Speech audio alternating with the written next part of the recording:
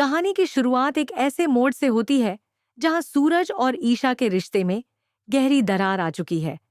कभी जो प्यार उनकी ताकत हुआ करता था, वही अब गलतफहमी और नफरत में बदल चुका है। सूरज के दिल में अब ईशा के लिए कोई जगह नहीं बची, सिर्फ एक ठंडी सी नफरत रह गई है। उसे पूरा यकीन है कि ईशा ने उसे धोखा दिया है और अपनी जिंदगी किसी और के साथ शुरू कर दी है। लेकिन यह सिर्फ एक गलतफहमी है जिसकी जड़ें बहुत गहरी हैं। बंटी, जो सूरज का सबसे करीबी दोस्त हुआ करता था, इस पूरे सच को जानता है। वह जानता है कि ईशा ने जो भी किया वह अपनी मजबूरी में किया, लेकिन वह यह भी जानता है कि अगर वह सच बताएगा तो शायद सब कुछ बदल सकता है। इसी डर और सच्चाई के बीच वह फंसा हुआ है। इसी बीच सूरज और बंटी के रिश्ते में दरार पड़ जाती है। एक दिन सूरज गुस्से में बंटी से कहता है कि उसे या तो उसका साथ देना होगा या फिर ईशा का। यह सुनकर बंटी टूट जाता है, लेकिन वह सच का साथ चुनता है।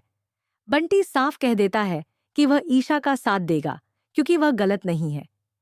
यह बात सूरज को बहुत बुरी लगती है और वह गुस्से में आकर बंटी को घर से बाहर निकाल देता है।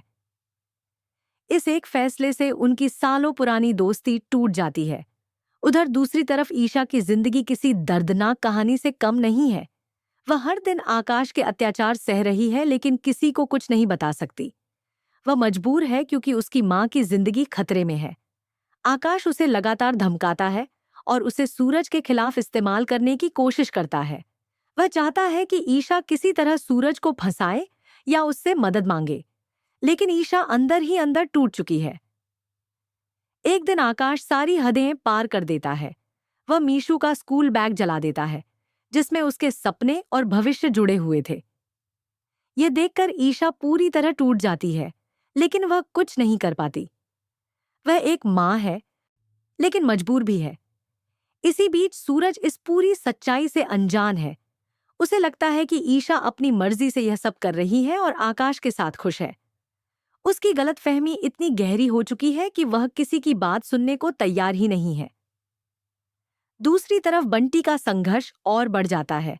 वह जानता है कि अगर अब भी वह चुप रहा तो बहुत देर हो जाएगी। वह कई दिनों तक खुद से लड़ता रहता है कि सच बताए या नहीं। आखिरकार एक रात वह फैसला करता है कि अब वह और चुप नहीं रहेगा।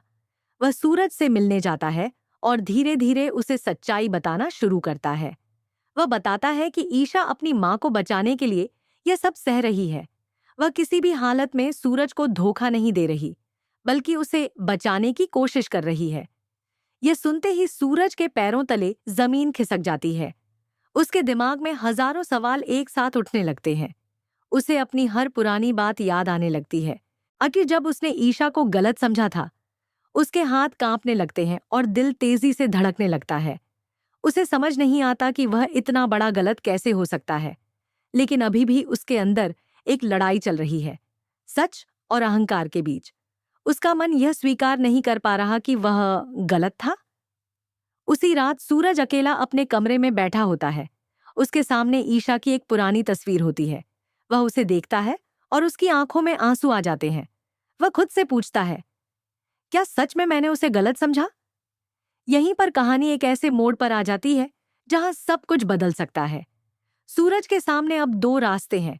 या तो वह सच को स्वीकार करे और अपने प्यार को वापस पाने की कोशिश करे, या फिर अपनी गलतफहमी और नफरत में सब कुछ खो दे। बंटी की बातें सुनने के बाद सूरज पूरी तरह टूट चुका था। उसके दिल में जो नफरत और गलतफहमी थी, वह अब गहरे पछतावे में बदल चुकी थी। उसे समझ आ गया था कि उसने ईशा के साथ बहुत बड़ा अन्याय किया है। वह जिस इंसान को सबसे ज्यादा प्यार करता था, उसी को उसने सबसे ज्यादा दर्द दिया था। यह एहसास उसके अंदर तूफान की तरह चल रहा था। उस रात सूरज को नींद नहीं आई। वह बार बार करवटें बदलता रहा। उसकी आंखों के सामने सिर्फ ईशा का चेहरा घूम रहा था। उसकी खामोशी, उसके आंसू और वह दर्द जो उसने बिना शिकायत सहा था। सूरज को अब हर पल यह लग रहा था कि उसने सब कुछ गलत समझा। सुबह होते ही उसने फैसला किया कि अब वह सच्चाई खुद अपनी आंखों से देखेगा। वह चुपचाप ईशा के घर के पास पहुंचा। उसका दिल जोर जोर से धड़क रहा था। वह खिड़की के पास खड़ा होकर अंदर झांकने लगा। जो उसने देखा उसने उसे अंदर तक हिला दिया। ईशा कमरे के एक कोने में बैठी थी। उसका चेहरा थका हुआ था, आंखें सूजी हुई थीं और हाथों पर चोट के निशान साफ नजर आ रहे थे। वह टूट चुकी थी, लेकिन फिर भी खुद को संभालने की कोशिश कर रही थी।